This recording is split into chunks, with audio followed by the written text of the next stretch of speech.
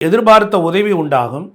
உத்தியோகத்தில் உயர்வு, சம்பள உயர்வு, பதவி உயர்வு தடையில்லாமல் இந்த ஆண்டில் பிற்பகுதியில் கிடைக்கும். அரசுத்துறை பணியாளர்களுக்கு நினைத்தபடி இடமாற்றம். 3ஆம் இடம் சனினா தொழில், குரு உச்சமடைந்து பார்க்கிறார். அதனால் கண்டிப்பாக மகர ராசிக்கு இந்த ஆண்டு பொன்னான காலம். 11/1 3ஆம் வீட்டை குரு பார்வை அமோகம் சிறப்பு. வியாபாரம் செய்பவர்களுக்கும் தொழில் வர்த்தகம் பண்ணுறவங்களுக்கும் புதிய முதலீடுகளில் ஈடுபடலாம். முதலீடுகள் வெற்றி உண்டாகும். 1க்கு 10ஆக பெருகும்.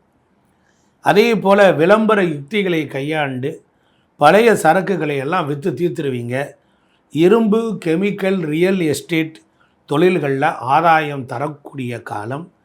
நிதி பொருளாதாரம் இந்த ஆண்டு பொருளாதாரம் சிறப்பாக இருக்கும். சனியின் வலுவான நிலை காரணமாக திடீர் அதிர்ஷ்டம், திடீர் பணவரவு அல்லது திடீர் நீண்ட நாட்களாக வராத பணம் எல்லாம் நிலுவை வசூலாகும். கடன்கள் படிப்படியாக குறைந்து குடும்ப செலவுகள் சமாளிக்க முடியும். எதிர்காலத்திற்குரிய சேமிப்புக்குரிய